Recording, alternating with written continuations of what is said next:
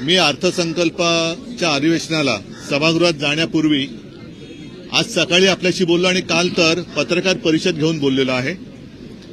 एकूणच गेल्या लोकसभा निवडणुकांमध्ये गेले 10 वर्ष भारतीय जनता पक्षाच्या आश्वासनांना आणि थापांना कंटाळून चिडलेल्या महाराष्ट्राने जो काही त्यांना दणका दिला, त्या दणक्याने आता यांचे डोळे थोडेसे किलकिले झाल्यासारखे वाटतायत।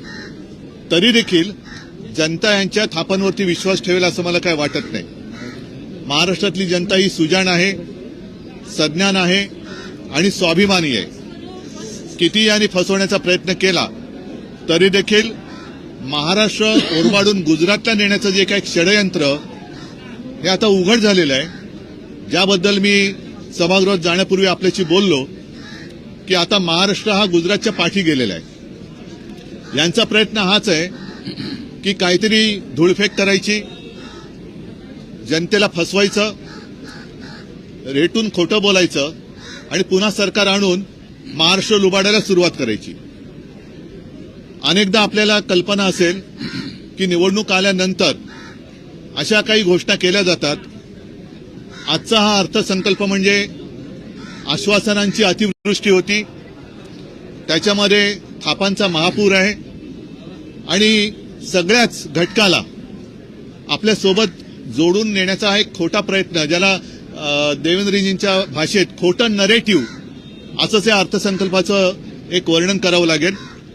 अर्थसंकल्पामध्ये आर्थिक तरतूद कशी करणार याचा कुठेही तसा उल्लेख नाहीये। माझी तर मागणी आहे किंवा आमच्या महाविकास आघाडीची मागणी अशी आहे की आजपर्यंत त्यांनी ज्या काही घोषणा केल्या गेल्या 2 वर्षात, त्यापैकी खरोखर किती अंमलात आल्या याच्याबद्दल एक तज्ज्ञांची कमिटी नेमून निवडणुकीपूर्वी श्वेतपत्रिका जाहीर करावी। अनेक योजना अशा आहेत की ज्या घोषित झाल्या परंतु प्रत्यक्षात आलेल्या नाहीयेत। या अर्थसंकल्पाचं वैशिष्ट्य म्हणजे महिलांना जरा थोडासा एक मतदानात आपल्या बाजूला करून घेण्याचा एक प्रयत्न, केविलवाणा प्रयत्न केलेला दिसतोय। मी आधीच म्हटलं होतं की महिलांसाठी लाडकी लेक किंवा लाडकी बहीण ही योजना आणत असेल तर जरूर आणा, आम्ही स्वागत करतो। पण मुलगा आणि मुलगी असा भेदभाव करू नका। मुलींसाठी काही आणत असाल तर मुलांसाठीही आणा, त्याच्याबद्दल कुठे तशी काही वाच्यता नाही आहे।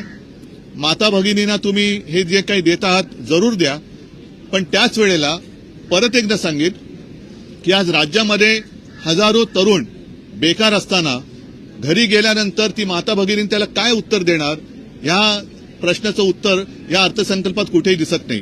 म्हणजेच काय की रोजगार वाढीसाठी कुठेही उपाययोजना नाहीत, जे काय आहे ते रेटून न्यायचं। मी शेतकऱ्यांना वीज बिल माफ करा अशी मागणी केली होती, ती त्यांनी मान्य केली, पण शेतकऱ्यांना कर्जमुक्त करा ही मागणी त्यांनी काही मान्य केलेली नाही। शेतकऱ्यांना वीज बिल माफ केल्यानंतर थकबाकी ज्यांची आहे ती थकबाकी सह हे माफ होणार आहे का? आजपर्यंत जेवढी काही थकबाकी आहे तेवढी सगळी थकबाकी तुम्ही माफ करणार आहात का? आणि वीज बिल माफ करा म्हटल्यानंतर मला आठवतंय जुन्या एका गोष्टीची आठवण झाली। माझ्यासोबत आज नाना पण आहेत, जितेंद्र आहेत, त्यावेळेला तुमचं सरकार होतं आणि हिंदू हृदय सम्राट शिवसेना प्रमुखांनी संभाजीनगरला जाहीर मागणी केली होती किंवा आपण असं जाहीर केलं होतं की आमचं सरकार आल्यानंतर शेतकऱ्यांना वीज बिल माफ करू। तत्कालीन मुख्यमंत्री सुशील कुमार शिंदे होते, ते तत्कालीन होते आणि त्यांनी तत्काळ ती मागणी मान्य करून निवडणुकीच्या आधी 0 रकमेची बिलं ही शेतकऱ्याला द्यायला सुरुवात केली। त्याच्यानंतर निवडणुका झाल्या, पुन्हा एकदा काँग्रेसचं सरकार आलं, विलासराव देशमुख मुख्यमंत्री झाले आणि निवडणूक झाल्यानंतर महिनाभरानंतर दामदुपटीने वीज भरणा करा नाहीतर तुमचं कनेक्शन कापून टाकू ही दरडावणी सुरू झाली। मला असं वाटतं तशीच ही थोडीशी गोष्ट दिसते, कारण वीज बिल माफ केल्यानंतर इतर जे काही शेतकऱ्यांचे प्रश्न आहेत, बी बियाणं आहे, इतर शेतीचे अवजार आहेत, आम्ही आमच्या लोकसभेच्या वचननाम्यात म्हटलं होतं की या सगळ्यांवरचा जीएसटी आम्ही माफ करू। कारण शेतकऱ्यांचं जे गणित आहे त्यांनी सांगितलं होतं की तुम्ही म्हणजे हे केंद्र सरकार दरवर्षी 6,000 रुपये जर शेतकऱ्याला देत असेल तर साधी गोष्ट त्यांनी सांगितली होती की जर वर्षाला 1 लाखाचं खत शेतकऱ्याला लागत असेल, आता किती टक्के त्याच्यावर जीएसटी मला वाटतं थोडी कमी केली होती, आता 5%, पण नाहीतर 18% जीएसटी खतावरती होती। म्हणजे काय, 1 लाखाचं खत विकत घेतलं तर 18,000 रुपये त्या खतापोटीच खताच्या रकमेतूनच सरकारकडे जमा होतात आणि 18,000 कोटीतून 6,000 कोटी तुम्ही देणार म्हणजे 12,000 हे आमचेच तुमच्याकडे बाकी आहेत. असे सगळ्यांवरती म्हणजे बी बियाणं असेल, खतं आहेत, काही जंतुनाशक फवारण्या आहेत, त्याच्यानंतर कृषी पंप आहेत, ही सगळी म्हणजे शेतकऱ्याला एका बाजूने लुटायचं आणि दुसऱ्या बाजूने उदारपणाचा आव आणायचा, हा सगळा आव, हे सगळं ढोंग हे शेतकरी भोगतायत. आणि जर या सरकारला असं वाटत असेल की अशा काही खोट्या मलमपट्ट्या दाखवण्यासारखं केलं तर हे सगळे चिडलेले लोक शांत होतील, अजिबात होणार नाही. शेतकरी आणि संपूर्ण महाराष्ट्रातली जनता पुन्हा वाट बघते की विधानसभेच्या निवडणुका कधी होत आहेत. आणि मला खात्री आहे की ह्यांचं हे काही ढोंग आहे. आपण दरवेळेला असं म्हणतो ना की लबाडा घरचं अवतण, जेवल्याशिवाय खरं मानायचं नाही, तर हे लबाडा घरचं अवतण आहे. या खोट्या गोष्टी आहेत आणि या सगळ्या थापा, जसं अच्छे दिन आएंगे, 15 लाख रुपये येतील, आता कोणी त्याच्याबद्दल बोलत नाही. तसं निवडणूक झाल्यानंतर हे सांगतील हे तर जुमले होते. माझं तर मत आहे की अर्थसंकल्प आहे का जुमला संकल्प आहे. त्या जुमलाबाजीला आता लोक भीक घालणार नाहीत. यांनी कितीही काही करण्याचा आव आणला तरी सुद्धा जनता याला फसणार नाही आणि जनता महाराष्ट्र लुटणाऱ्यांना पुन्हा एकदा निवडून देईल असं मला काय वाटत नाही.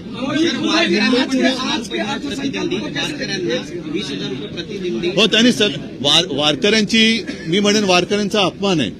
कारण ही संत परंपरा ही अत्यंत निस्पृहपणे आपण जर का, कारण मी ती वारी एरियल फोटोग्राफी करताना पण पाहिले, प्रत्यक्ष वारीत चाललो पण आहे.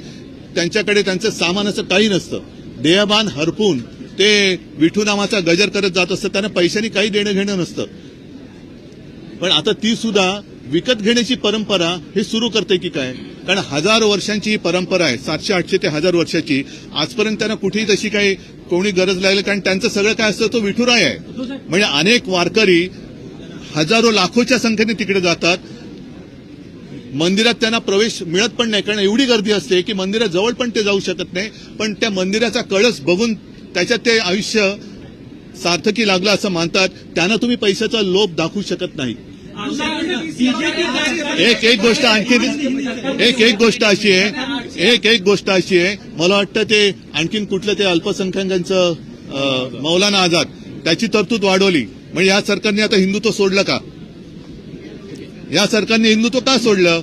निवडणुका तोंडावर आल्या म्हणून या सरकारने हिंदुत्व सोडलंय का? त्याची तरतूद त्यांनी वाढवली, मग यांनी सुद्धा हिंदुत्व सोडले.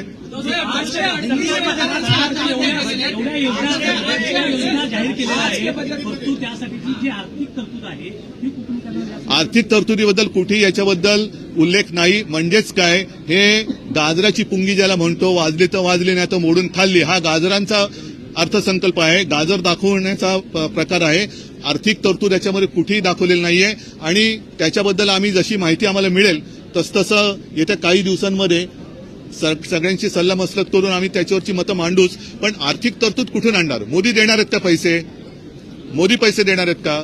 जर माझं राज्य कर्जबाजारी होत असेल, त्याच्यामध्ये रोजगाराची नवीन संधी उपलब्ध होत नसेल, तर मोफत तुम्ही शिक्षण द्या, मोफत घरामध्ये पैसे द्या. पण करता करविता ज्याला म्हणतो, कर्तेपणा, हा महाराष्ट्राच्या रगारगात आहे.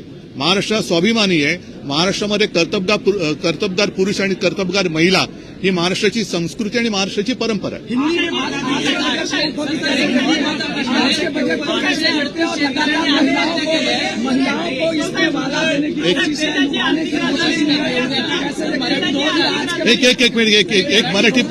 एक मराठी पूर्ण करतो. देशाची आर्थिक राजधानी मुंबई असताना महाराष्ट्र राज्य दरडोई उत्पन्नात 6व्या क्रमांकावर गेलेला आहे. अरे थांब ना, हा प्रश्न विचारतो ना, जरा थांब ना. देशाची आर्थिक राजधानी मुंबई असताना महाराष्ट्र राज्य दरडोई उत्पन्नामध्ये 6व्या क्रमांकावर गेला आहे. कशा बघता राज्यामध्ये? नाही, हे सगळं बघताना फार यातना होत आहेत, फार वेदना होते. आम्ही त्याच्याबद्दल नक्कीच सरकारला जाब विचारू. पण मी आज उघड, जसं मी जनतेचं न्यायालय म्हणतो तसं महाराष्ट्रातल्या जनतेला आवाहन करतोय की आपल्या डोळ्यात देखत महाराष्ट्र ओरबाडला जातोय, महाराष्ट्र लुटला जातोय. अगदी गुजरात पुढे गेला म्हणून पोटदुखी नाहीये, पण महाराष्ट्र कर्तबगार असताना इतर राज्यांपेक्षा मागे जाऊच कसा शकतो? आज महाराष्ट्र संपूर्ण देशात 6व्या-7व्या क्रमांकावरती गेलेला आहे.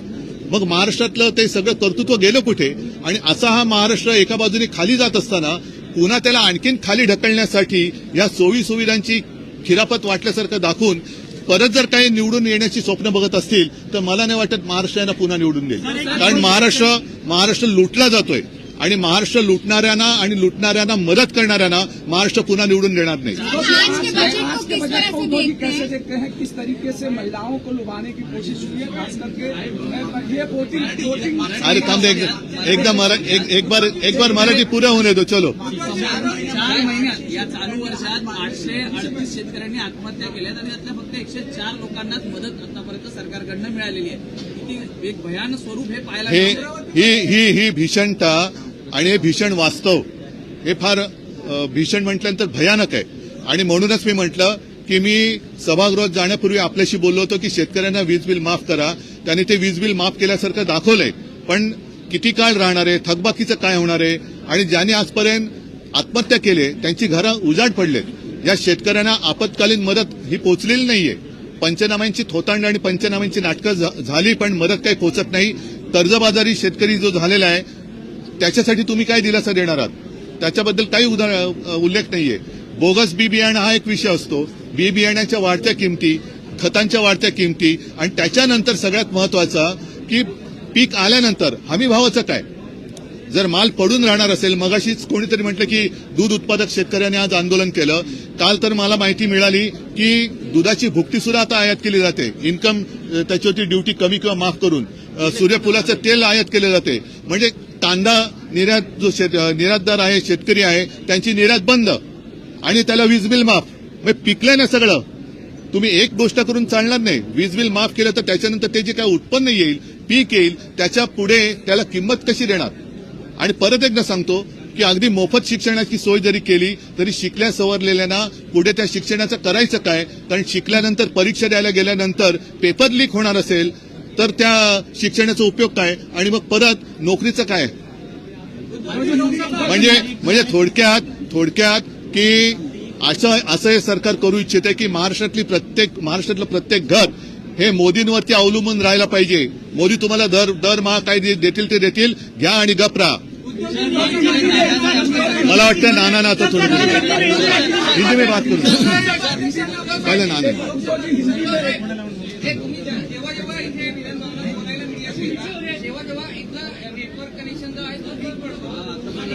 मग आत्ताचं गेलेलं फुकट गेलं, आता बोलायला फुकट गेले का. ठीक आहे, आमचं नेटवर्क महाराष्ट्रामधलं पक्का आहे. त्या नेटवर्कनी या महायुती सरकारला लोकसभेत हिसका दाखवलेला आहे. आणखीन आता एकच हिसका असं देऊ की हे सरकार गचका खाल्ल्याशिवाय राहणार नाही. 1 मिनट पहले अभी नाना जी है मेरे साथ, उनको कल की जैसी आपने मेरी तस्वीर दिखाई, आपकी भी दिखाओ, आज की भी दिखाओ.